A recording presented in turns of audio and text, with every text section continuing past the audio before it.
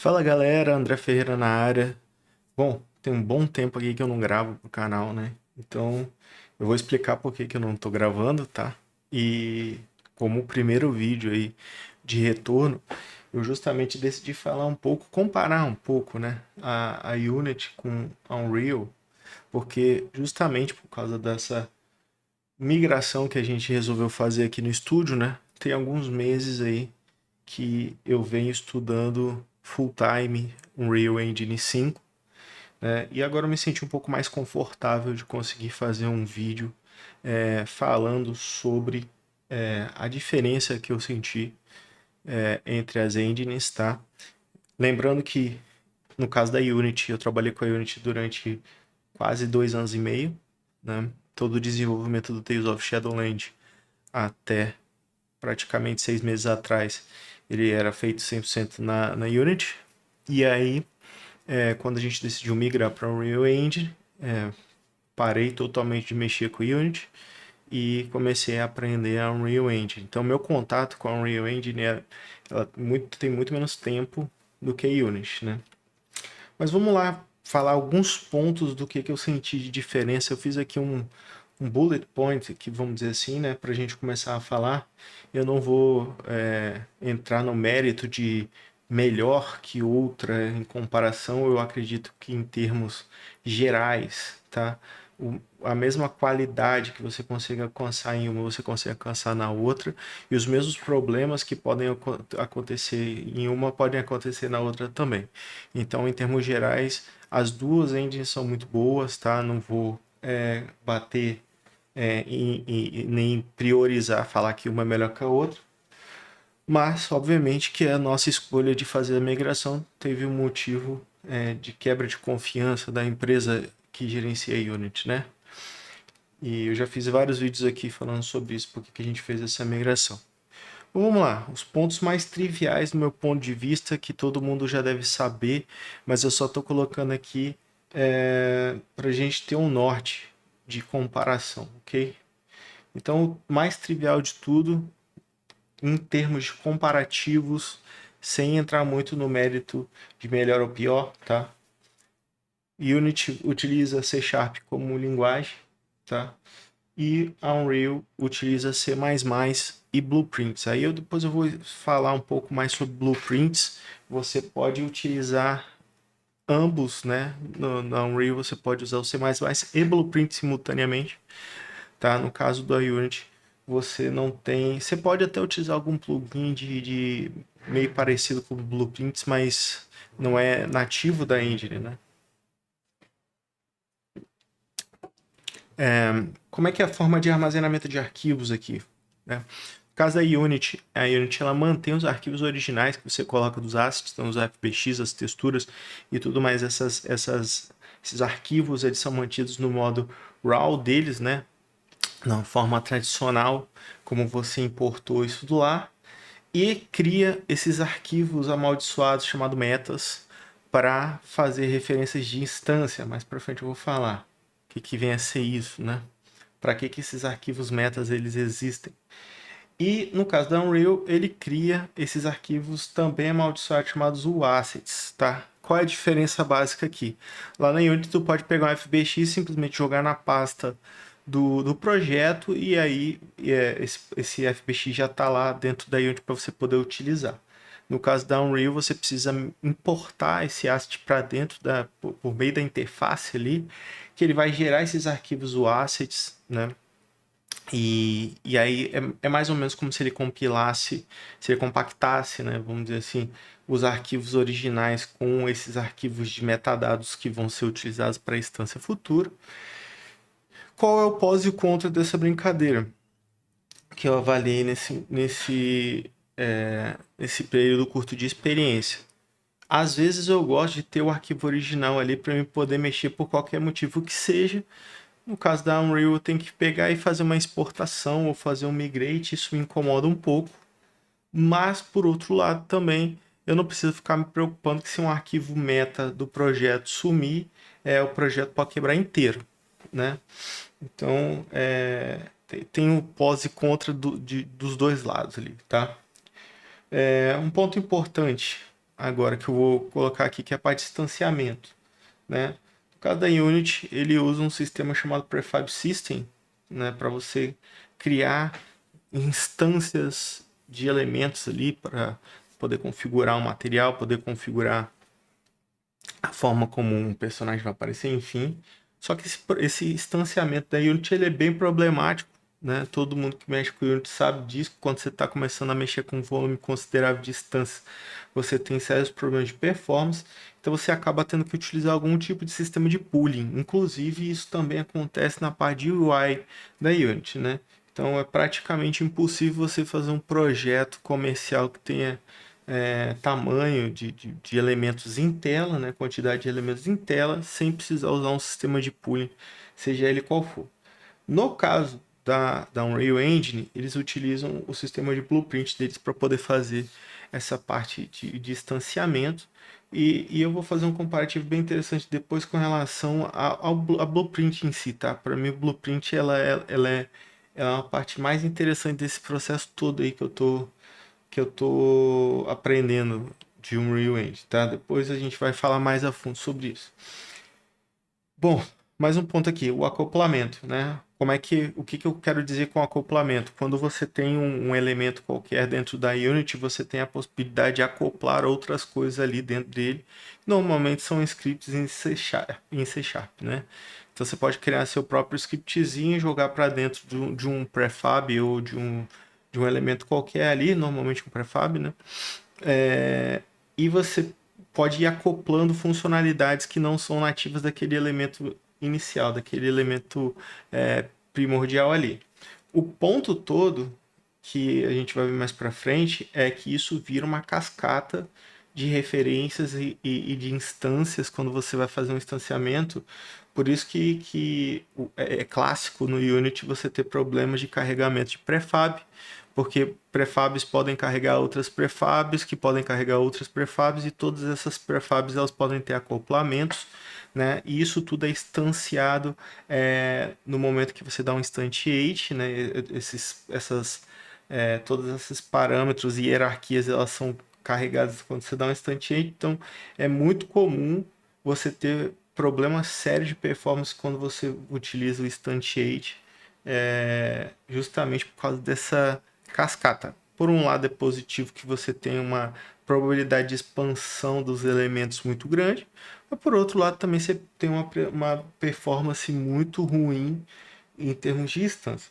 Já no caso do Unreal, você utiliza os blueprints para poder fazer as instâncias e a gente vai entender por que a blueprint ela chega a ser, ela é mais eficiente em termos de instanciamento, por mais que tenha hierarquia, por mais que você possa fazer instâncias de parâmetros internamente dentro da blueprint, mas na prática depois a blueprint ela vai virar um componente em C++, né, que vai acabar sendo mais performático em termos gerais aí, por isso que a gente consegue ter uma maior quantidade de elementos em tela, né, na Unreal, por isso que a gente consegue não precisar ficar se preocupando com o pooling, por exemplo, né?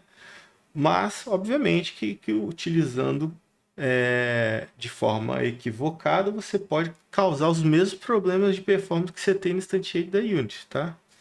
Então, não quer dizer que a Blueprint é uma bala de prata que resolve todos os seus problemas. Por último, e não menos importante, eu vou falar sobre referências, tá? Aí a gente já está falando mais de alguma questão mais da linguagem, né? Como é que é feito isso dentro do C++ e dentro do C Sharp, tá? Isso aqui é uma parada importante de se entender, porque geralmente a galera que está começando, que começa a ver estruturas de linguagens mais modernas, né? Talvez nunca ouviu falar sobre ponteiros e referências, tá? Que isso é uma prática um pouco mais antiga da galera das antigas aí. Quem utiliza C++ sabe muito bem o que é usar ponteiro e referência, mas nem sempre você utiliza isso dentro de C Sharp, tá? Então, qualquer tutorial básico de C Sharp aí que você vai ver, muito raramente vai ter um ref, um out ali, mas por mais que tenha suporte, não é a mesma coisa. O ponteiro ele é mais eficiente em termos de performance no geral, assim. Só um pouco mais enjoado de trabalhar, mas é importante entender que isso daqui faz uma baita diferença no final do processo, tá? Então eu coloquei aqui alguns pontos de comparação, né? Vamos falar aqui, falei um pouco sobre a parte de arquivos, né? Eu tenho aqui um projetinho seco de Unity, né? E também tenho aqui um projetinho seco de Unreal Engine 5, tá? Aqui nesse projeto de Unity, ele é um projeto de Unity, tá na versão 2023B beta, né? É a versão que eu estava utilizando lá na última versão do TOS, antes da migração, era essa versão que eu estava utilizando por um motivo específico, tá? Porque alguém pode perguntar assim, mas por que você estava usando uma versão beta, sendo que o ideal é, e você mesmo já recomendou usar o LTS e tá tudo mais. Porque no caso da Unity, tinha algumas questões que estavam sendo implementadas nessa versão específica, se não me engano, o Water System, o Air System e algumas outras coisinhas ali que eu estava querendo testar. Então eu acabei vendo esses recursos, principalmente o Water System da Unity, e aí eu optei por fazer a migração. Não foi um processo muito custoso em termos de migração em si, né? A versão para 2023 beta, mas eu lembro que deu alguns problemas em alguns assets, né? Alguns assets que a gente tinha, tipo o VGT Studio Pro e alguns outros ali e tal, tá? Então aqui, inicialmente, né, e quando você cria um projeto na Unity, é isso aqui que você vai ver, tá? Se você for criar um projeto blank ali, tá, tudo mais, você consegue dar play aqui, vai estar dando erro aqui no play mode, blá blá blá, enfim, já começa os problemas da vida, ó. Começa a ter coisas aqui que você precisa ver o que que tá no pack manager aqui, no cara, enfim, já começou a Unity dando os problemas dela da vida, enfim. Por mais que eu tenha acabado de criar o projeto, provavelmente eu devo ter clicado em alguma coisa ali na parte de... Isso aqui é um projeto HDRP, né? E aí, essa tela aqui é a tela mais famosa da Unity, porque qualquer coisa que você faz na Unity, pelo fato da Unity ela utilizar diretamente ali o C Sharp para você poder fazer a implementação de recursos posteriores, né, de complementos de componentes nos prefabs e tudo mais, acaba acontecendo isso daqui, da Unity ter que ficar recopilando, né, e interpretando esses scripts de C Sharp que você cria eventualmente. Então, o tempo todo ali você vai ver essa tela aqui acontecendo, e à medida com que o seu projeto vai crescendo mais, essa tela às vezes demora muito tempo para carregar, né? No caso da Unreal, você nunca vai ter um arquivo de script propriamente dito aqui, a não ser que você queira, né? A não ser que você queira, mas se você quiser ter exposição dos arquivos, eles vão ficar num ambiente separado, não vão ficar propriamente ali nos projetos, né? Aí você pergunta assim, como é que eu consigo ver os arquivos? Aqui é um pouco o contrassenso de UX, do meu ponto de vista, esse Content Drawer aqui, que é que se aperta contra o barra de espaço, com o tempo você vai se acostumando, né? Mas se você está vindo da Unity e está começando a mexer com a Unreal, eu recomendo você clicar aqui em Docking Layout, ele vai abrir uma telinha separada, e aí você coloca aqui embaixo aqui, que vai ficar mais parecido com a Unity, né? A Unity ainda deve estar rodando lá igual. E aqui a gente tem a parte de hierarquias de componentes que estão em cena, né? Que aqui no caso fica aqui em Outliners. Também dá para você puxar isso aqui e colocar na lateral se você quer deixar a sua Unreal com cara de Unity, né? Aqui no caso na lateral é tudo bem parecido, Details como se fosse o Inspector, né? E tudo mais. E aqui nós temos os componentes em cena também. Então assim, eu deixei a Unreal mais ou menos parecida com a Unity, né? Um ponto negativo que eu achei da UI da Unreal é justamente quando você começa a abrir, futucar muita coisa aqui, né? Por exemplo, vou abrir um material aqui e tudo mais, colocar aqui, ó. Quando você percebe que quando você começa a abrir outras abas aqui, essa configuração de layout que você fez aqui, ele acaba se perdendo, né? É diferente um pouco da Unity aqui, que você tem uma parte central aqui, que vamos tentar abrir aqui alguma coisa, não sei se tem alguma coisa aqui que a gente possa abrir aqui, vamos pegar aqui algum shader, alguma coisinha aqui para a gente conseguir ver essas abinhas aqui de cima. Hum, aqui está, blá blá blá. Mesmo o shader aqui, ó. Vou pegar um shaderzinho desse aqui, por exemplo. Vamos abrir. Ah, sim, provavelmente ele vai abrir isso aqui no Visual Studio, né? Enfim, aqui o layout da Unity ele tem essa questão dele se manter meio fixo a parte de layout lateral e tudo mais. Você configurou. Quando você abre alguma coisa em específico, a não ser que seja um código, né? Ele vai abrir por aqui na parte central aqui, né? Você tem essas opções aqui de Cine e Game. E você vai conseguir, não vai perder essa estrutura que eu até entendo em partes que tem muita coisa aqui na Unreal que você é melhor para você visualizar, por exemplo, quando você está em tela cheia, né?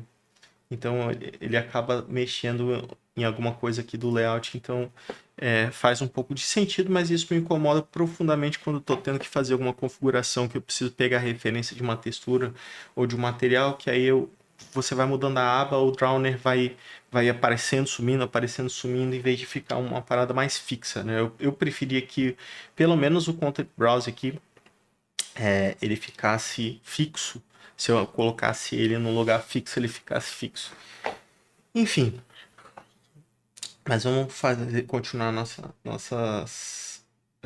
comparativa. Em termos de arquivos, né? Foi aquela parada que eu já comentei. Aqui na Unity, se você for olhar os arquivos do projeto, né? Vamos entrar aqui em Explorer. Ele vai abrir aqui para mim, ó. A gente vai ver que ele sempre tem esses arquivos .meta aqui, né? Não sei se está dando para ver aqui no vídeo, deve estar bem pequeno, mas tudo que ele cria, ó, por exemplo, a gente criou aqui, tem essa cena aqui, outline scene, ponto .unit, e ele tem um ponto .meta. O que são esses arquivos ponto .meta, né? Eles são arquivos que vão gravar metadados, né? Vamos por curiosidade abrir um aqui, ó. Vamos abrir um arquivo desse aqui com bloco de notas para a gente começar a entender, ó. São arquivos na essência YML, tá? Um formato YML. E aqui ele vai conter uma série de informações. Essas informações aqui elas são relacionadas à identificação daquele arquivo em si dentro da plataforma, né? Então ele gera esses GUIDs aqui para os arquivos e aqui vai vir uma série de outras informações que você pode alterar ao longo do uso da Unity, né? Então à medida com que você vai fazendo alguma coisa aqui dentro da cena, que você vai incorporando alguma coisa aqui dentro dos componentes, ou você vai fazendo algum tipo de alteração aqui, ó, clicando nesse checkbox e tal, o que na prática a Unity está fazendo? Ele está fazendo alteração daquele arquivo .meta, tá?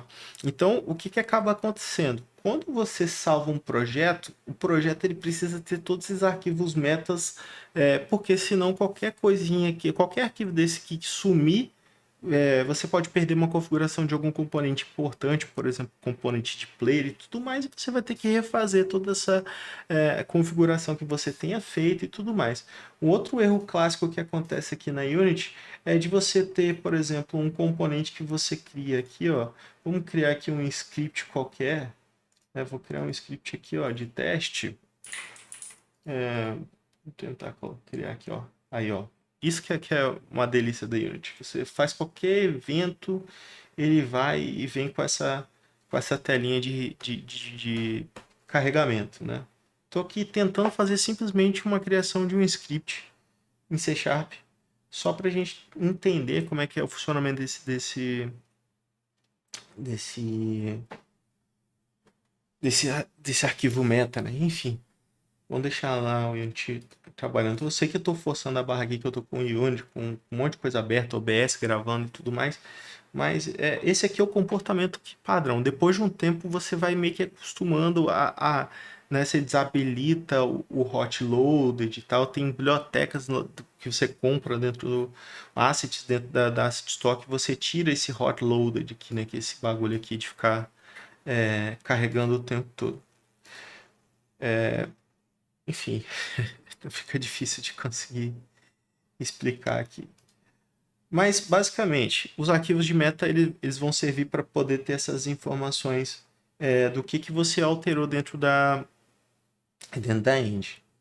No caso da Unreal, né, se a gente pegar aqui e fizer esse mesmo procedimento aqui de ver os nossos arquivos dentro do Explorer, né, esse Show Explorer aqui, se não me engano, ele... Ah, não, abriu certinho. Aqui dentro da Unreal, quando você olha, você vê que todos os arquivos eles são .asset. Por mais que você olhe aqui, por exemplo, em arquitetura, ó, esses arquivos aqui são FBX, também são que eles chamam de static meshes, né? Você consegue fazer o preview disso, mas aqui dentro do Explorer você não consegue ver. Por quê? Porque a Unreal ela vai pegar seu arquivo original, ele vai meio que criar um compacto. Para mim isso aqui é como se fosse um zip, tá? Eu não tenho certeza se ele é um zip. A gente pode até tentar abrir com aqui com um bloco de notas, né? E parece que seja alguma coisa meio que parecida com um 7-zip, alguma coisa assim, ou até mesmo uma estrutura de código binário aqui que tem informações, você consegue ler parcialmente, né? Tá vendo que dá para ler parcialmente aqui. Enfim, eu não sei qual, eu não cheguei a olhar a documentação oficial para saber como é que efetivamente isso aqui é armazenado, mas é alguma forma de compactação. Nessa compactação, você vai ter propriamente o arquivo original ali, e você vai ter essas metadados que são armazenados nos arquivos meta dentro da Unity, eles também, obviamente, que estão dentro desses arquivos UACIT aqui. O que é o pós e contra dessa brincadeira? O pós é que você não vai correr o risco de perder um arquivo meta e continuar tendo o original. Né? Se você deletar esse arquivo asset aqui, você simplesmente vai perder o elemento lá dentro, tudo que referencia ele vai se perder, entre aspas, né? Você vai perder a referência, mas vai continuar existindo todo o resto do escopo que foi feito ali dentro. Diferente do caso da Unity, que você pode ter perdido o meta e ter o arquivo original, ou ter perdido o arquivo original e tá com o arquivo de meta também vai quebrar de certa forma. Tá? O ponto que eu acho interessante é que no caso da Unity, da Unreal, ela consegue manter uma certa consistência de referência. Então, se ela perde a referência no meio do caminho, ela vai avisar para você que perdeu, mas ela vai pedir para você recompilar aquele componente ali. Então, você consegue ajustar sem quebrar a engine como um todo, né? Normalmente na Unity ali, quando você perde a referência de alguma coisa, ou a Unity vai dar problema e vai te avisar, ou ela vai ficar com uma tagzinha que até agora não saiu. Normalmente, quando você tem, por exemplo, um script acoplado aqui que você perdeu a referência ou perdeu o meta dele, vai ficar como uma observação aqui importante, que a gente teve muito problema com isso no projeto. Se você tem um script, aí você deleta esse script C Sharp, ele está instanciado no prefab, vai ficar aqui dentro desse quadradinho aqui, né, uma paginazinha indicando que tinha um script ali, mas ele não consegue achar esse script e carregar. O que acaba acontecendo na prática? Quando você dá um instantiate desse elemento que tem esse script que não existe mais, vai dar um erro que vai finalizar o teu jogo na build. Tá? Então, muitas vezes acontecia do jogo crashar, a gente não saber o que está acontecendo e ter que criar um script depois para poder verificar todos os prefabs do jogo para ver se existia algum tipo de script que estava sendo que tinha sido perdido ao longo do tempo ali, que a gente não estava indicando que estava ali e tinha esse problema, né? Então, esse é um erro clássico aí de quem mexe com o Unity, tá? O próximo passo aí é a parte de carregamento em instância. Eu já vim falando sobre como que a Unity trabalha em comparação com a Unreal, né? Aqui, qualquer elemento que a gente coloque, qualquer coisa que a gente coloque em cena dentro da Unity, vou deixar aqui para vocês verem que não é brincadeira, ó, quanto tempo demora para ficar carregando. Esse projeto é um projeto do zero, né? Não tem nada que eu adicionei nesse projeto, projeto HDRP zerado. Quando você mexe em qualquer componente aqui, porque esses componentes, esses prefabzinhos aqui, né, de sol e tal, isso aqui, por mais que seja padrão da Unity, elas seguem o mesmo princípio de você criar um prefab qualquer. Quando você adiciona aqui qualquer tipo de elemento, Porque no final esse transform, esse volume aqui, nada mais é do que scripts em C Sharp, por mais que seja padrão da Unity, né? Você pode criar os seus customizados, mas ele tem os seus padrões ali para coisas eventuais básicas do Game Object. Então, quando você adiciona qualquer script aqui, você vai ter toda a parte de hierarquia da orientação a objeto do C Sharp vai ser agregado dentro desse componente aqui. Então, imagine numa estrutura geral que você tenha lá, por exemplo, um player, que você vai ter um controlador, um read body, você vai ter uma série de outros componentes ali que vão compor aquele player.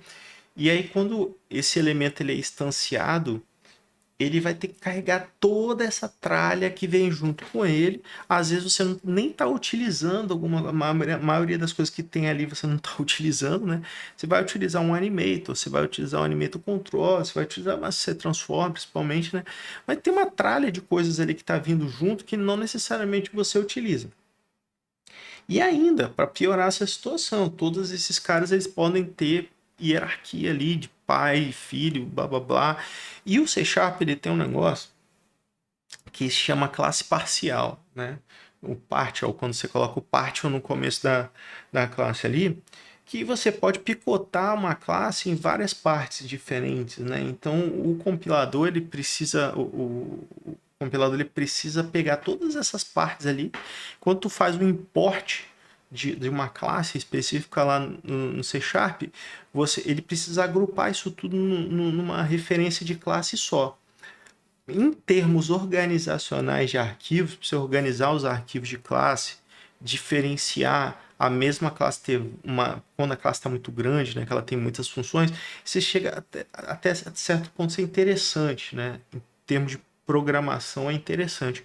Mas quando você vai ver em termos de operação, de compilação, aonde que você não vai ter problema efetivamente nisso? Quando depois que compilar o jogo, né, quando você fizer uma build do jogo, esse problema ele não vai ser tão grave, ele não vai ser tão ruim para você, porque compilado esse matching,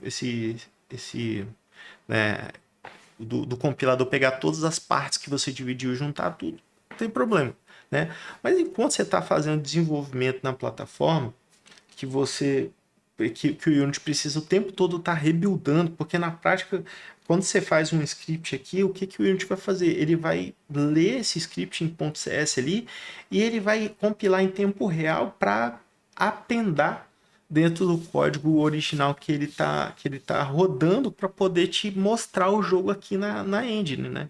Para te mostrar aqui o preview, ou quando você dá play aqui na engine, ele vai precisar appendar esse script. Né? Então, nesse momento, por mais que o C Sharp ele seja compilado, o que vai ser feito é uma interpretação pontual ali desses scripts para poder ser acoplado em tempo de execução. E aí, nesse processo, é que começa a morar os problemas, porque esse processo de rondo on aqui que está acontecendo é justamente esse processo de leitura das coisas que tem dentro do projeto para poder pensar. Então, quanto mais coisa você tem aqui, esse processo pode demorar mais. Ah, mas tem a questão da engine criar uma série de caches, né?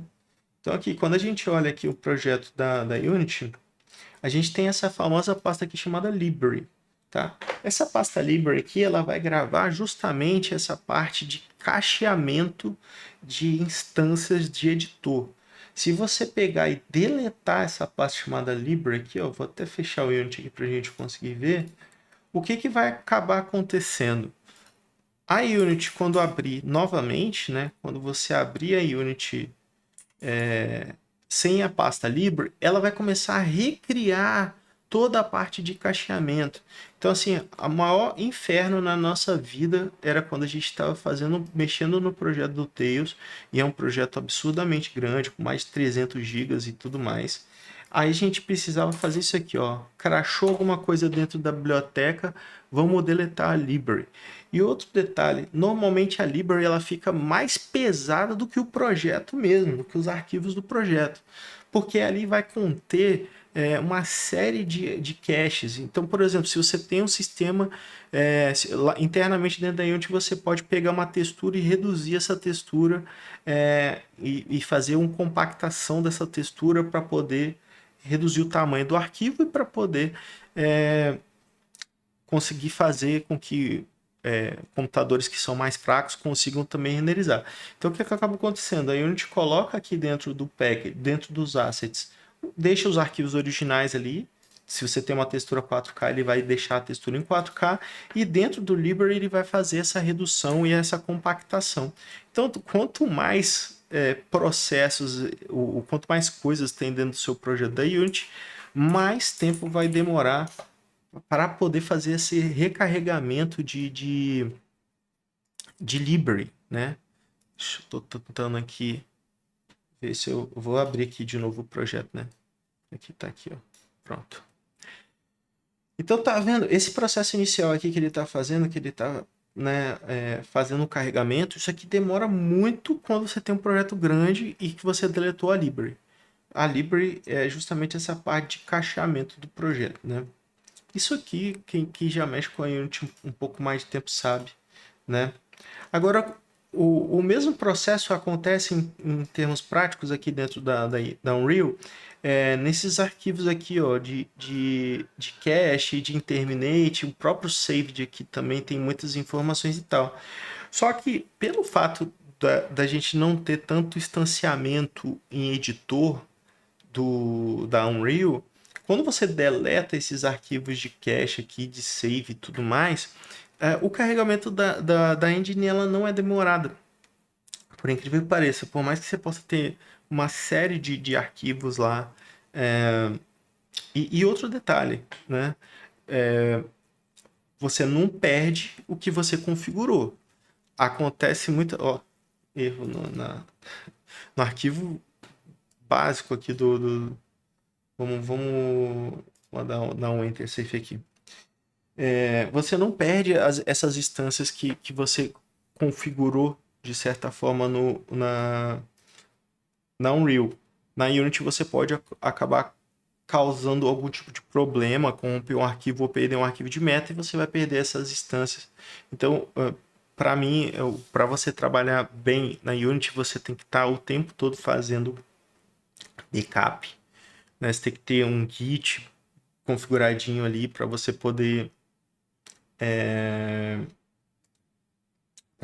trabalhar na Unity, né? Para você não perder esses arquivos de meta, porque você não pode perder hipótese nenhuma esses arquivos de meta. Enfim, tá dando problemas aqui, eu não vou ficar perdendo meu tempo aqui de ficar tentando ajustar, por mais que eu queira continuar aqui colocando algumas outras coisinhas. Bom, eu espero ter ficado claro, talvez eu seja um pouco prolixo na explicação em termos relacionais aqui do... Deixa eu colocar aqui o pro lado aqui para me conseguir fazer uma sequência, tá? Então, em termos de carregamento e instância, né? Eu acho que ficou bem claro aqui as diferenças, né? A Unity ele tem esse problema de carregamento o tempo todo, de carregamento de script principalmente, né? Esse erro ele é prioritariamente por causa dessa necessidade de ficar recopilando e fazendo uma leitura. Outro ponto também que me chama um pouco de atenção é que a engine lá precisa ficar observando o tempo todo o diretório do projeto, né, para ver se foi adicionado algum arquivo e tudo mais. Isso acontece nos dois casos, tá? Tanto na Unity quanto na Unreal, isso acontece. Só que na Unity, quando você coloca algum arquivo dentro do diretório do projeto, automaticamente já está disponível para uso. Isso é relativamente legal, até de dizer que é assim. No caso da Unreal, ela faz uma verificação da consistência daqueles arquivos antes de exibir para você, né? Então, em termos gerais, nesse quesito, tá, de arquivos e carregamento, a Unreal ela ganha em termos de performance do carregamento no geral da engine, né? A Unity tem esses pequenos problemas, mas particularmente para mim, a externalização dos arquivos originais é muito bom que a Unity proporciona, né? De você poder copiar um FBX para mandar para alguém e tudo mais, sem precisar ficar fazendo todo o procedimento de exportação. Então, vamos para o próximo tópico aqui, que é shaders e materiais. Quem já trabalha no mercado de games, né, sabe que essa é uma parte bem sensível, bem complicada, tá? Vamos entender na prática aqui o básico do básico. Quando você chega aqui dentro de um projeto da Unity, tá? E você pede para poder criar um material, você vem aqui em Create Material, né? Criar um material vazio aqui, e você clica 2 vezes. O que vai aparecer para você aqui? Ó? Vai aparecer essa tela de Inspector na lateral. Vou até mover meu rosto aqui pro canto para a gente conseguir ver melhor, né? A gente vai ver toda essa parte aqui de configuração e tudo mais. Isso aqui na prática o que é? Isso aqui é um preview de instância, tá? Na prática. Por quê? Porque aqui ele já pré-definiu para você que ele vai utilizar o shader HDRP Elite, no caso eu estou usando o HDRP, você pode até fazer alteração e tal. Quando você vai fazer esse mesmo processo aqui dentro da Unreal, o que vai rolar? Ó? Vamos minimizar aqui. Vou colocar aqui, ó, Create Material, tá?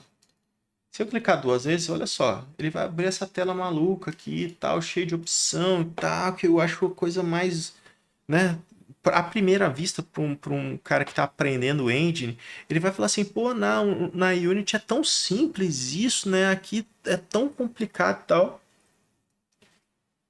Mas vamos lá. Aqui a Unreal, ela tem um princípio básico de seguinte, o shader, né, que no caso é essa parte aqui que a gente está configurando de forma visual, ela não precisa simplesmente, você não precisa utilizar um shader super mega cheio de opções, sendo que você às vezes só quer exibir uma cor aqui dentro do base color, né? Então eu posso pegar aqui e digitar, né, por exemplo, vector 3, ó, e pegar aqui e só fazer isso aqui, ó. Só quero pintar minha bolinha de uma cor diferente, tal, blá blá blá, né? Só quero fazer isso.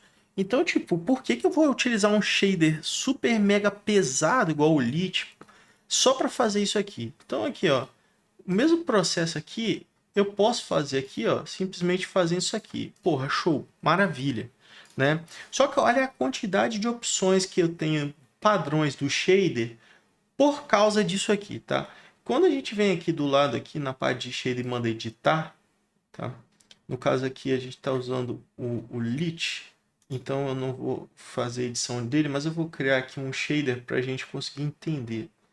Aqui no caso da Unity a gente tem essa opção aqui, ó, de Shader Graphs, HDRP Elite Shader, tá? Vou criar aqui um shader customizado. Então perceba que na prática, ó, quando a gente manda fazer um shader customizado, ele vai seguir mais ou menos a mesma carinha ali que tem o shader graphics ali do Unreal, né? E aqui eu posso simplesmente colocar aqui, ó, vector 3, colocar aqui e ligar aqui, ó. É exatamente a mesma coisa que a gente fez aqui, ó. Exatamente a mesma coisa, tá? Visualmente, até para mim, eu prefiro muito mais o shader graph da Unreal. Então aqui, o que eu estou fazendo? Eu só estou definindo uma cor para dentro do base color aqui, né? Então aqui posso chegar simplesmente no meu material, vir aqui e procurar o meu custom shader aqui, que no caso o nome dele é New Shader Color, aqui ó, New Shader Graph. E aí a gente já tem essa opção aqui. Aí, para piorar a situação, né? No caso aqui eu preciso externalizar a configuração para poder mexer e tudo mais. Aqui também posso fazer... Se não me engano, ele tem um parâmetro aqui chamado color. Create node color aqui. Color. Aqui, em vez do vector tree. Enfim. Então, assim, você consegue fazer as mesmas coisas correlacionadas a shader na Unity e na Unreal, tá? O ponto todo aqui, por que a Unreal coloca isso logo de cara para você quando você vai criar um material? Por que ela não cria um material instanciado? Pô, como é que eu consigo fazer um material exatamente para aparecer assim, ó? Vamos fechar aqui esse shader graph. Aqui, ó. Essa inspector lateral aqui, eu quero que isso aqui apareça lá na Unreal, tá? Pô, é bem simples, você pode clicar aqui com o botão direito, mandar criar uma instância do material, quando você clicar duas vezes ele vai estar exatamente do jeito que estava lá. Ah, mas aqui não tem a opção para me poder trocar a cor do material. Pô, beleza, você vem aqui, converte isso aqui para parâmetro, manda salvar, e aí já vai aparecer lá para você poder fazer a alteração aqui da sua instância. Tá? O entendimento da galera da Unreal é o seguinte: você pode às vezes ter a necessidade de criar um shader específico simples, que aí eu não quero te forçar a você ter que usar um Lit, que é um shader extremamente pesado, com uma série de propriedades e tudo mais. E aí, quando você precisar trocar os parâmetros desse material, você utiliza uma instância. Só que, para quem está vindo de engines como a Unity, isso não é uma prática muito, assim, não é fácil de se entender por que foi tomada essa decisão, tá? A forma como a Unity ela entrega esse tipo de conteúdo, ela é mais simplória. Ela faz um shader padrão e fala assim, galera, usa esse shader padrão, aí lá na frente, quando você tiver com uma real necessidade de entender o que são esses shaders, blá blá blá, aí sim a gente começa a te jogar para uma tela mais complicada, cheia de opções que podem dar mais problemas e tudo mais. Em termos gerais, para jogos que são casuais ou para galera que está aprendendo a desenvolver, o Lit ele vai funcionar 99% dos casos. Quando que vai começar a forçar um pouco a barra? Quando você precisar implementar um dissolver, um outline, né, um Fresnel ou alguma outra técnica um pouco mais interessante, assim, né? Então, o usuário de Unity normalmente ele vai fazer o quê? Ele vai lá na Asset Store e vai falar, eu quero um outline. É uma coisa extremamente simples de se fazer em format shader, mas você vai comprar um asset que faz esse outline para você, né?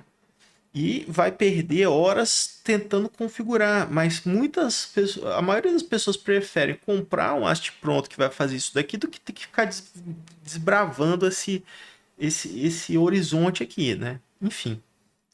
Então, assim, em termos práticos, as duas ferramentas elas fazem exatamente a mesma coisa. Elas têm as mesmas opções para termos de shader e materiais. Um pode ser melhor do que o outro em termos gráficos. Aí é muito relativo mesmo, honestamente, fazer uma comparação. Para mim, os dois têm as mesmas opções, tá? Agora, na prática, a forma como a Unity trabalha isso para o usuário final, essa parte de trazer primeiro a instância e depois você mexer no shader, diferente da Unreal que primeiro te joga o shader e depois te mostra o que é a instância, né? Para mim, para quem está começando, a Unity ganha nesse quesito, tá? É mais simples de se entender, é mais rápido de começar, você já tem muitas coisas pré-prontas ali em termos de shader, né? Já tem uma pancada de shader pronto. A Unreal também você pode baixar uma série de shaders padrões ali e tudo mais, mas essa aqui é a forma default dele tratar um material direto, tá? O que no caso o, o a Unity chama de shader graphs, né? Que seria esse cara aqui. Enfim, esse é um ponto que eu demorei um pouco para poder abstrair, tá ligado? Eu tive que aprender mais sobre shaders, justamente para conseguir lidar melhor com isso dentro da Unreal. E eu tive uma certa facilidade para poder mexer com isso, porque eu já tinha mexido no shader graphics do Unity, então é mais ou menos parecido. Mas a Unreal ela te força a ter que mexer nisso diretamente. Tá. Próximo tópico aqui. Eu vou falar sobre abstração. Abstração. No caso da Unity, quando você vai criar alguma coisa, né, eu quero criar uma funcionalidade específica para colocar aqui nesse direcional light. Eu vou mexer aqui, eu preciso vir aqui criar um script, né? Eu vou criar esse script aqui, ele vai abrir o Visual Studio para mim, né? E aí eu posso simplesmente acoplar esse cara aqui dentro, né, jogar aqui e tal, no caso ele vai falar que não está conseguindo, que eu tenho que meio que compilar esse cara aqui para ele entender que isso é um mono behavior, né? Eu não estou conseguindo, provavelmente eu não tenho mais o Visual Studio que era da versão do Unity, né? Mas se a gente pegar aqui e abrir esse script aqui, vou mandar abrir, deixa eu ver se ele consegue abrir o meu Visual Studio normal, ou se não, no caso, abre um VS Code aqui também. Pô, até para abrir o arquivo .cs tá complicado, né? Abrir o TechFin aqui. Eu vou... Tô tentando passar aqui pra tela aqui, mas tá travadinho. Pronto, ó. Quando você cria um script básico ali dentro da Unity, ele vai criar esse cara aqui, né? E aí todas as classes derivadas ali, elas vão derivar desse cara aqui chamado MonoBehavior, né? O MonoBehavior, ele é uma estrutura básica de classes da Unity que, se a gente fosse fazer um comparativo direto ali na Unreal, seria o Object, né? Seria mais ou menos esse aqui. Aliás, nem seria o Object, seria um Vector lá dentro da Unreal, porque aqui a gente tem essas duas funções aqui, tem um life cycle aí todinho que você pode encontrar lá na documentação da Unity. Esses eventos aqui, eles são eventos do Mono Behavior, né? E você precisa necessariamente fazer um Mono Behavior para conseguir fazer, ou derivados, obviamente, né? Para você poder pegar aqui e acoplar esse cara aqui, ó. Aqui no caso ele está pedindo para compilar, enfim. Não vou ficar perdendo meu tempo aqui também, não. De vez em quando acontece esse tipo de coisa aqui. Ou você pode vir aqui, mandar adicionar um componente aqui e criar aqui, e aí ele vai criar aqui, ó, o script, aí depois ele precisa compilar isso daqui, porque, ó, esse caso aqui, ó, foi do que eu falei, ó. Quando ele não consegue identificar muito bem o script, ou esse script não está pré-compilado e tudo mais, ele acaba, no caso, ele não está compilando por causa desse erro aqui, ó. Ele não está compilando por causa desse erro desse packet aqui, que eu não sei de que é, de CZR Manager. Deixa eu ver se eu consigo tirar isso aqui para pelo menos eu conseguir continuar explicando, ó. XR Manage Plugin. Vamos remover esse negócio aqui. Tá? E aí, quando ele não consegue encontrar o arquivo, ou ele não consegue recopilar aquele arquivo, ele acaba deixando o arquivo com essa tag meio embaçada, né? Eu acho que foi. Então aqui, ó. Agora ele não tá mais, né, com um probleminha ali, porque ele conseguiu acoplar aqui. Então, no caso aqui, desse arquivo aqui, vai ser também um monobehavior que ele criou. Agora, como ele conseguiu compilar, eu consigo tacar o monobehavior aqui, e aí você vai acoplando vários scripts ali dentro, né? No caso da Unreal, eles fizeram um esquema diferente. Como que eu consigo fazer para acoplar uma coisa na outra e tudo mais? Por exemplo, pô, eu tenho aqui o meu landscape, como é que eu consigo fazer para poder acoplar uma coisa dentro do landscape? Se você quer fazer alguma coisa derivada do landscape, isso é um landscape que tem uma série de outras configurações e componentes e tudo mais, você precisa criar uma blueprint.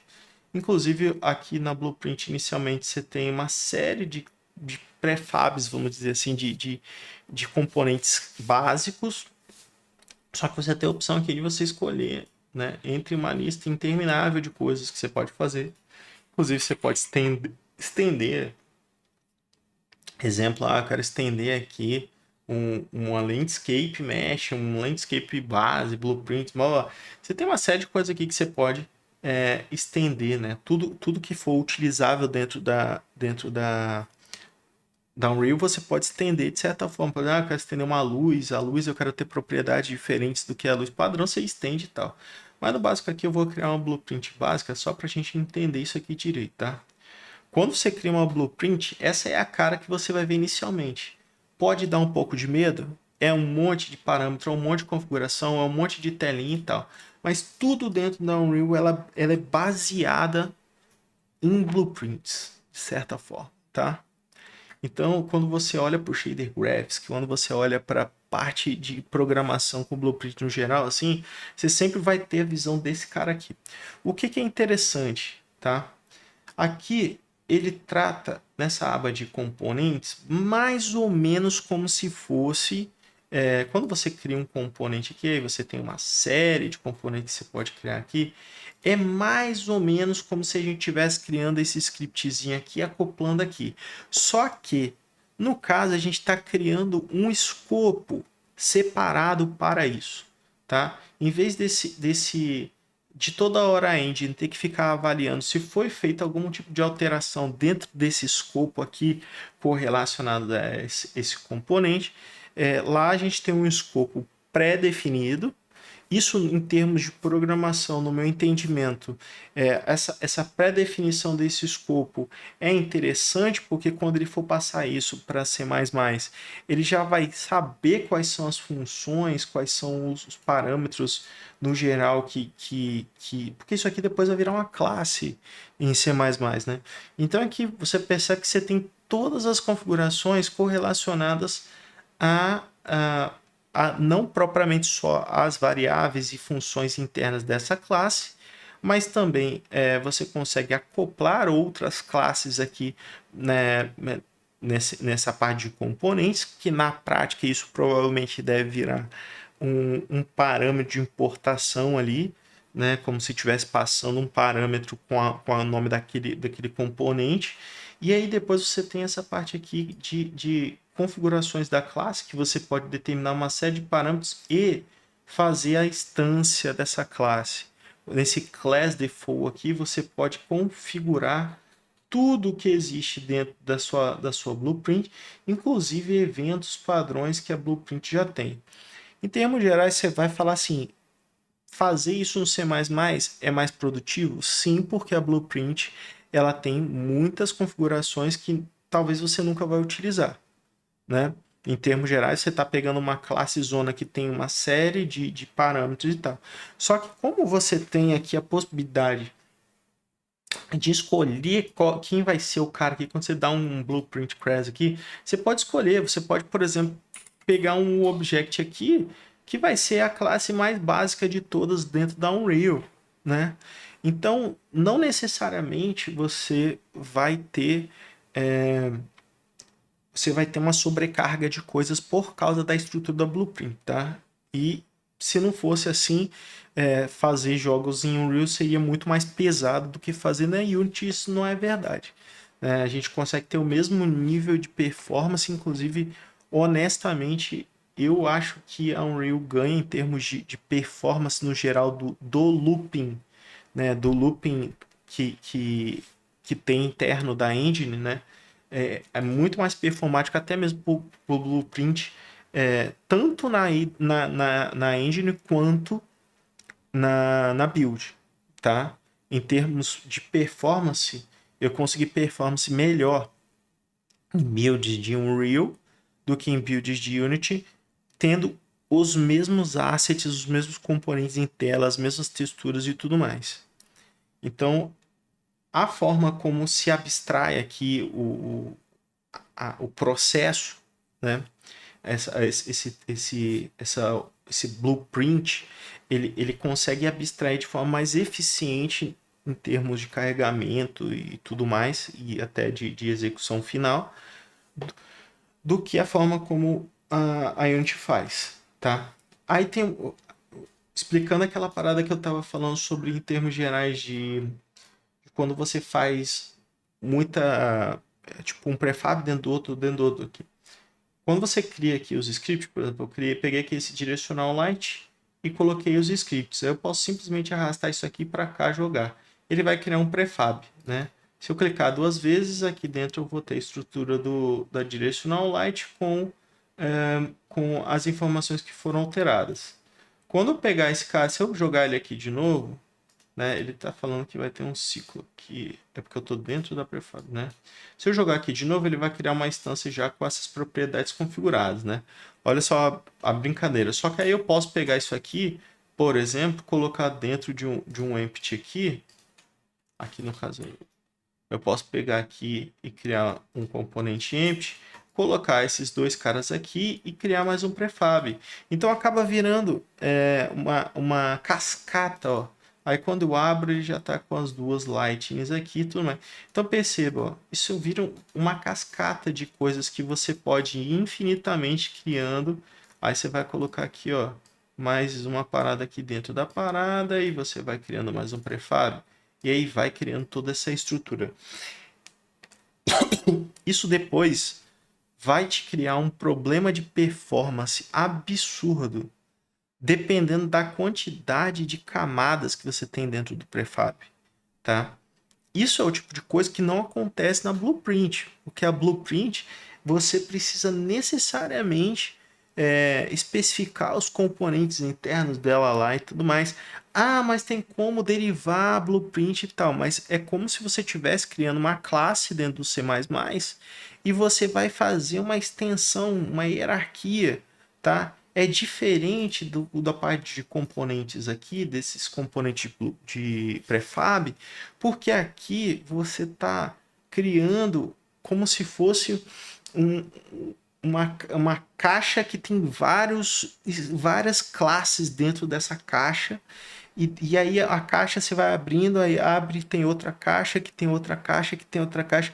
Né? Em termos de carregamento, isso é muito mais custoso, honestamente, do que fazer uma instância de classe. Porque imagina, né? A parte de orientação a objeto, ela está agregada a nível de compilação, né? Ela está incorporada a nível de compilação. Então ela já tem uma parte de performática para poder fazer a leitura dos extendeds, né? Da hierarquia. Aqui não, aqui ficou um negócio muito solto, porque como você não sabe, por exemplo, o pai aqui, ele não sabe o que tem dentro dele, né? Então a gente ela tem que ficar fazendo esse looping frequente ali para saber o que tem dentro e tal. Então, em termos de abstração, por mais que o prefab seja uma delicinha de simplificação, né? De você só vai lá, arrasta, cria o prefab, então não sei o quê. Blueprint é um pouquinho mais chato, um pouquinho mais complicado, mas em termos de performance, ele é melhor, no meu ponto de vista, tá? Então aqui a gente falou de abstração. Vamos partir logo para uma parte final, porque eu já falei aqui, né, em termos de linguagem, em termos de referência. Depois eu vou fazer um vídeo específico falando sobre um comparativo aqui do C++ para o C Sharp, específico nessa parte de engines, né? Porque, obviamente, tanto na Unity quanto na Unreal, a gente não está usando a linguagem pura, né? A gente não está usando C++ puro, nem o C Sharp puro. A gente está usando a linguagem com uma série de bibliotecas internas da engine, né? Então, isso é um pouco diferente. Então, depois eu vou fazer um vídeo aqui falando sobre um comparativo sobre hierarquia, referência e instância, tá? Porque é interessante entender isso daqui de uma forma mais plena para quem está pensando aí em se aventurar mais a fundo na parte de jogos, né? Precisa entender isso com uma certa profundidade para entender, por exemplo, se você vai fazer a opção de trabalhar com C Sharp, como é que você contorna alguns tipos de problema que no C++ ele já é padrão, né? Você não tem determinados tipos de problemas de performance porque você não tem, por exemplo, um partial class dentro do C++. A orientação objeto C++ ela é mais rudimentar do que a do C Sharp, mas ela evita uma série de outros problemas de performance que foram causados depois. Que para quem veio do universo web, né, e você ter alguns milissegundos de delay ali no carregamento de uma página não é tão importante porque as pessoas já estão acostumadas a demorar alguns segundos para poder acessar um site ou abrir um app, tudo mais. Agora, alguns milissegundos dentro de um jogo é a diferença entre o cara quitar e tiltar, porque ele tomou um tiro antes dele ter disparado e na cabeça dele ele fala que ele disparou o tiro antes dele receber o tiro e tudo mais, né? Porque deu um hate frame ali, um hit de frame de alguns MS que acabou fazendo. Então, assim, principalmente em termos competitivo de jogos, né, cara, os frame rates eles são extremamente importantes. E aí, frame rate você ganha a partir do momento que você consegue entender toda a linha de life cycle da engine e entende o que, que vai fazer esse frame bloquear ou não à medida com que você vai desenvolvendo o jogo, né? Porque nós temos duas situações diferentes. Nós temos situações onde o jogo vai dar uma pequena travada ou até uma travada um pouco mais longa por algum processo que está consumindo. E aí, naquele frame específico, por exemplo, se você está utilizando muito Garbage Collector e ele chega num determinado momento que ele começa a ter uma perda de performance na hora de fazer a limpeza, né? Isso pode acontecer com frequência, então o jogo dá umas pequenas travadinhas ali, ou ele dá uma travada mais longa. Mas você pode ter processos que estão mal otimizados internos dentro do lifecycle do update de frames que vai fazer com que você drope FPS, né? O drop de FPS ele normalmente acontece por quê? Porque você precisa fazer um carregamento mais longo de alguma coisa e isso vai fazer com que a quantidade de frames gerados por segundo seja menor naquele determinado momento, né? Normalmente é onde que acontece muito isso, né? Quando você não tem uma otimização muito boa de texturas dentro de memória da placa de vídeo, vamos lembrar que a placa de vídeo normalmente ela vai ter de 4 a 8 GB de memória RAM, né? Se o teu jogo possui uma quantidade de texturas maior do que isso, que é uma coisa relativamente simples até de acontecer hoje em dia, né? Você tem jogos aí com 70, 80 gigas de espaçamento, e isso 99% é textura, né? Se você for precisar ficar fazendo uma reciclagem, um pooling de textura, e você tem uma placa de vídeo que tem pouco recurso de memória, o que vai acontecer é que, eventualmente, a placa de vídeo ela vai se comunicar com a memória RAM do seu computador e vai ficar fazendo essa troca de textura. Na prática, a memória da placa de vídeo ela vai armazenar uma certa quantidade de texturas que são mais utilizadas ou que estão sendo utilizadas naquele momento na renderização do frame, né? E o restante das texturas elas vão ser armazenadas em memória. E se você tem pouca memória também no computador, vamos fazer um exemplo aqui de Baldur's Gate 3, tá? Baldur's Gate 3 tem 70 gigas de arquivos. Aí você está usando um computadorzinho com 16 megas de memória RAM e você está usando uma placa de vídeo que tem 4 gigas de RAM. Então, na prática, o que vai acontecer? Parcialmente a sua memória vai ficar ocupada, porque também a memória deixar um pouco de memória para o Windows e para os outros dispositivos que estão rodando em background, né? Parcialmente as texturas vão ser colocadas na memória RAM do seu computador e só as texturas que estão sendo utilizadas ali no tempo real da cena vai ser utilizada, vai ser colocado na memória da placa de vídeo. Em termos gerais, o que acontece? Se você tiver uma mudança muito brusca de sair de uma floresta, entrar numa cidade que tem uma série de texturas diferentes que antes não estava pré-carregado, vai ser puxado da memória RAM, que já é menos performático do que propriamente puxar da placa de vídeo, né? Se você também não tem memória RAM suficiente para armazenar, tudo vai ser puxado do seu SSD. E aí, pior ainda, se você não tem um SSD, vai ser puxado do seu HD, né? Então, por que que normalmente às vezes é feita aquelas telas de load, né? Por que que tem tela de load no jogo, né? Porque é humanamente impossível, pelo menos em termos de tecnologias que a gente tem na atualidade, você armazenar todas as texturas do jogo na memória da placa de vídeo. Se alguém aí tem uma placa de vídeo com 70 gigas, 80 gigas de RAM, né? Para poder, pô, seria maravilhoso, né? Porque você abriu o jogo, carregou tudo na placa de vídeo, performance ia ficar ali 300, 400 FPS estourando, né? Porque a parte de programação em si, dentro dessa estrutura toda, a não ser que tenha algum bug muito expressivo ali dentro, não vai ser o maior problema de todos, né? Tanto que uma coisa que a gente foi descobrindo ao longo do tempo aqui, por exemplo, que o que mais pesava quando a gente tinha uma concentração muito grande de players na tela eram os materiais, né? Na primeira versão do Tails, o que que a gente fazia? A gente usava um sistema chamado UMA do Unity, que ele pegava todas as partes que compunham o personagem e ele criava um material específico. Só que o que acontece quando você está fazendo esse tipo de processo? Ele está criando dinamicamente uma textura, ele está criando dinamicamente um normal map. E aí cada player que vai surgindo na tela, ele faz esse processo e ele joga para a placa de vídeo. Em termos geral de performance, obviamente que isso é mais performático, você está pegando uma série de materiais de várias partes do corpo e colocando tudo num só. Mas se tiver 150, 200, 300 plays em tela, você vai ter 300 texturas diferentes de base cola e 300 texturas diferentes de normal map que vão estar na memória da sua placa de vídeo.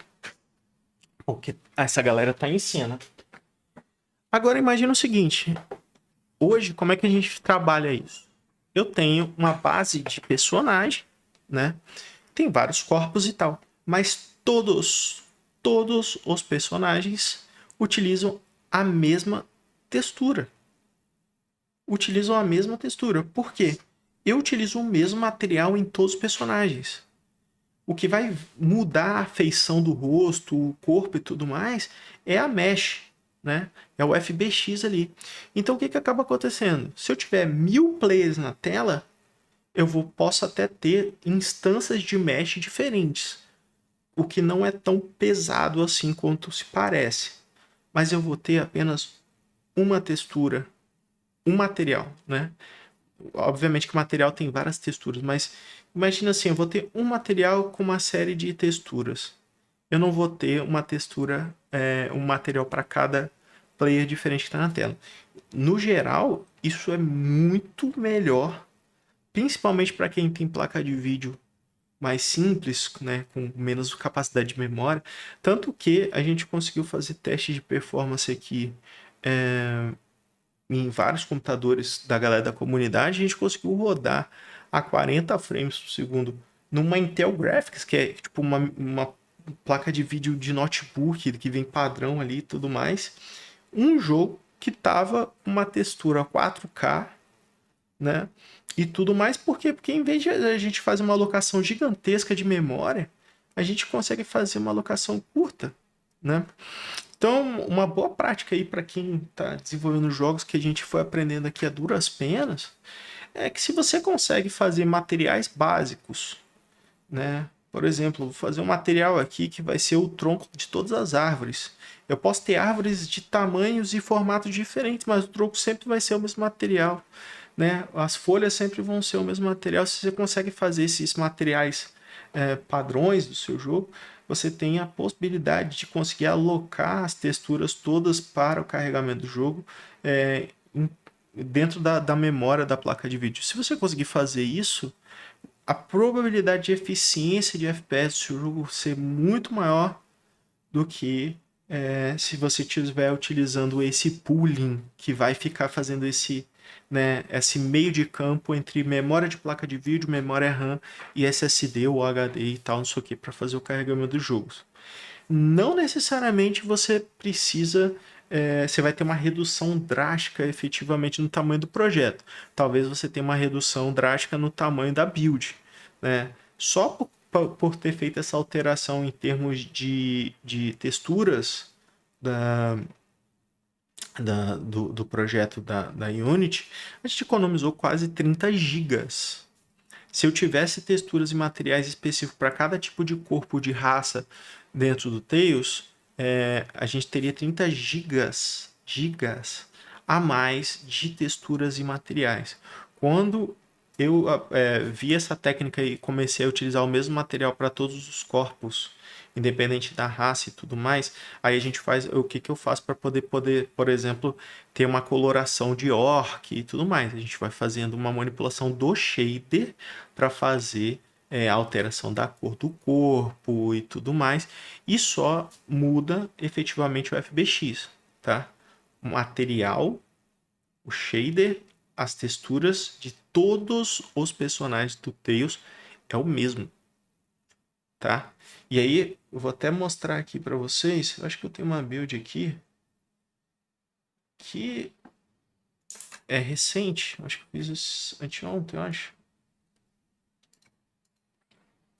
Vou ver se não vai explodir meu computador com um monte de coisa aqui. Eu vou fechar aqui esse Unity, essa,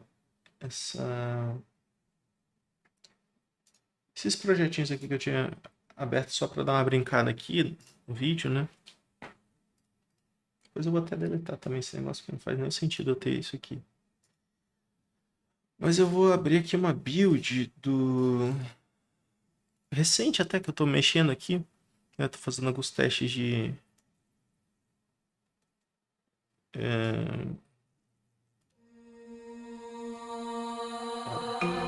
Essa build aqui é recente.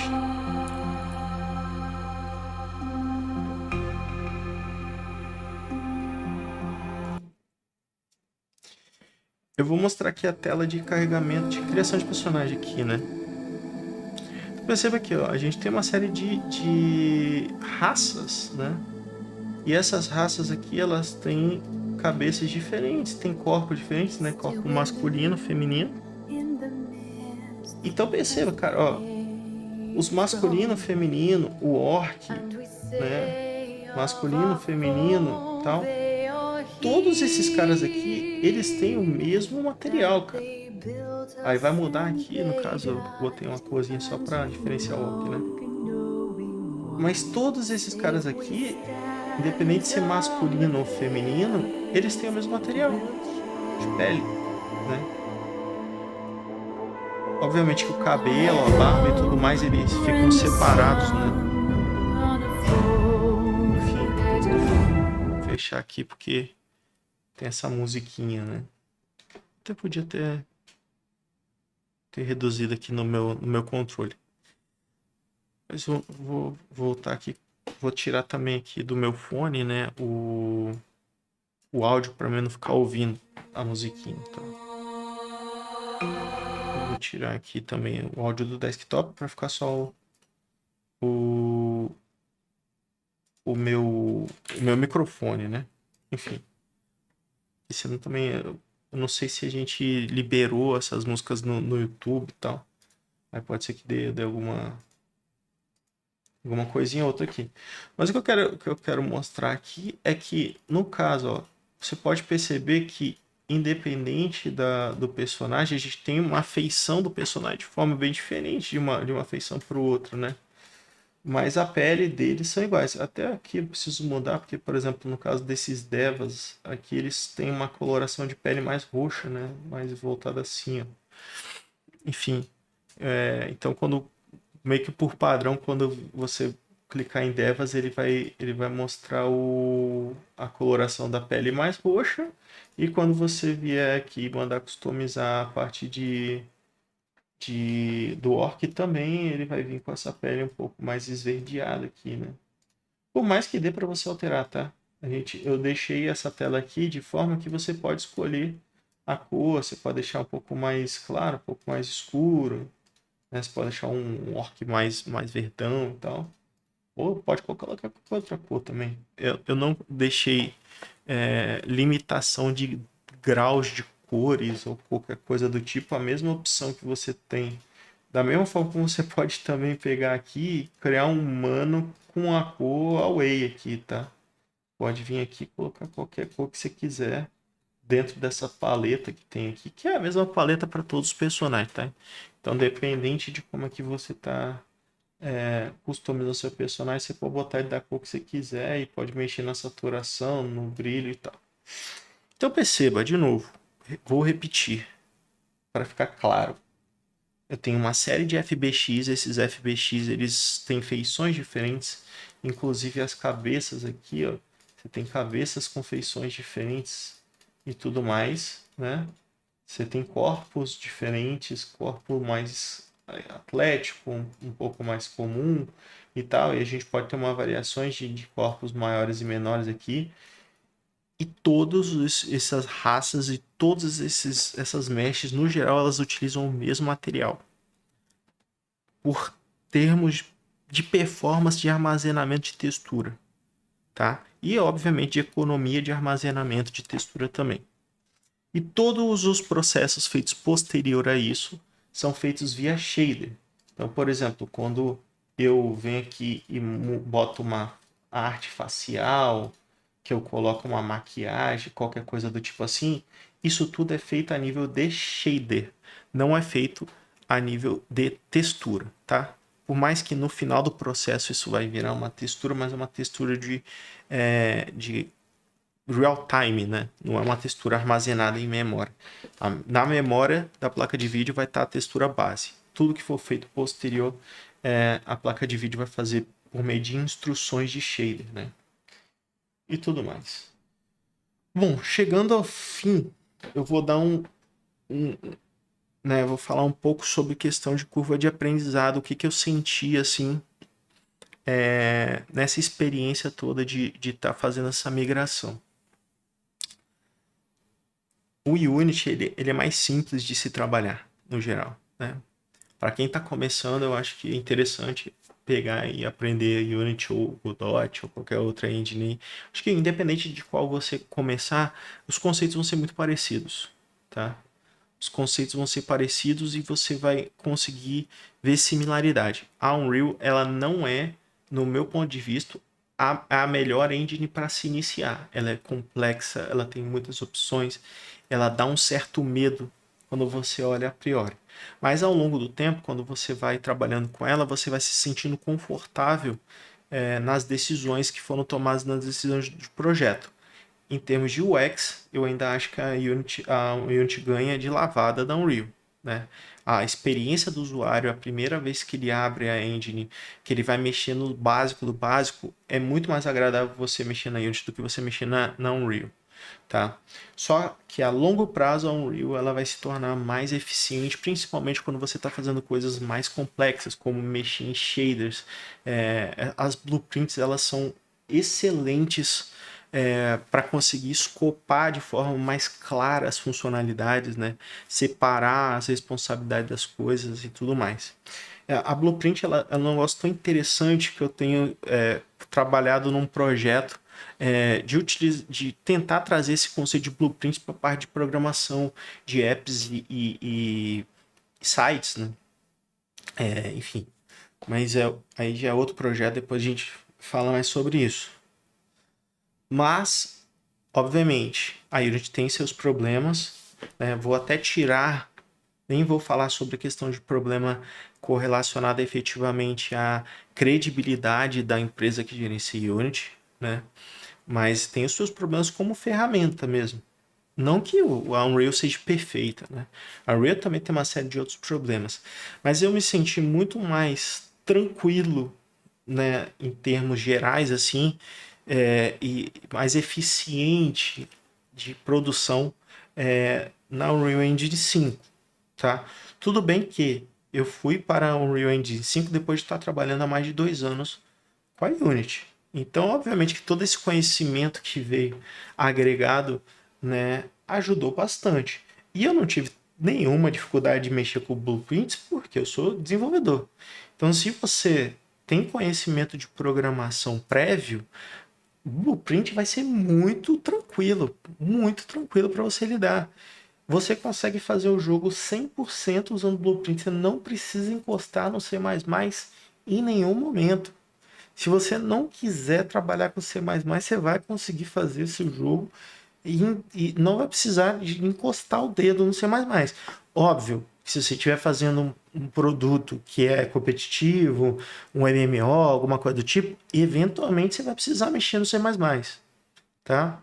Pode ser que num primeiro momento você não vai precisar, mas em algum momento você vai precisar. Você vai precisar fazer uma conexão com um WebSocket, você vai precisar fazer uma série de outras coisas que é muito melhor você eficiente você fazer dentro de C++ do que você fazer dentro da Blueprint. Mas 99% das coisas que você vai fazer na Blueprint e vai ficar muito bem feito, né? Não vai ter problemas grandes de performance e tal. Eventualmente vai ter uma coisinha ou outra ali que você vai precisar dar uma olhada. Mas no geral, a Unreal ela resolve esse problema. Em termos de build também, a Unreal ela dá um banho assim em termos práticos na Unity e tal. No geral, no final das contas, as duas engines vão fazer a mesma coisa. a mesma coisa, vão entregar um resultado muito similar. O que vai diferenciar é quem está por trás ali fazendo o jogo efetivamente, né? Mas, galera, honestamente, qualquer um dos dois aí que você começar, você vai estar bem servido, né? E decisões estratégicas de produto, de projeto, de empresa aí vai da cabeça de cada um. Mas no geral, eu vou ficando por aqui. Ficou extremamente longo, ficou um podcast aqui, essa parada com 1h30, né? Daqui a pouco eu vou começar a usar a marcação de pirulas de duração aqui para os vídeos, né? Mas obviamente que não tinha como ser um vídeo mais curto, né? É um vídeo que vai fazer uma comparação para ter uma comparação honesta não simplesmente falar assim, isso aqui é melhor por causa disso ou por causa daquilo, né? Eu tentei me aprofundar um pouco mais em termos técnicos entre as duas, e aí cada um tem a sua opinião aí em termos de qualidade. Para mim, honestamente, as duas elas vão entregar a mesma coisa no final do processo, tá? De novo, eu ia falar mais sobre, para finalizar, não, obviamente, eu ia falar mais sobre linguagem e tudo mais, até te colocar a questão de referência ali do ponteiro ref out, tá, blá blá blá, algumas questões de hierarquia, mas como tá muito longo esse vídeo aqui, eu vou fazer um segundo vídeo falando sobre C Sharp e C++ Blueprint específico para jogos, tá? Aí eu solto na sequência desse vídeo aqui, porque aí quem tem o interesse de entendimento de programação específico vai, vai ver esse segundo vídeo falando sobre programação. E eu até percebi que eu tenho olhado muito para a lateral, porque é o seguinte, a minha câmera está posicionada aqui no meio, né? Só que eu tenho um monitor secundário aqui, que é meu monitor que eu fico vendo. Como a gravação ela precisa ter um tamanho fixo para o YouTube, né? Eu estou preferindo gravar nesse monitor secundário. Mas é isso, galera. Vou ficando por aqui. Até mais. Valeu, valeu, valeu.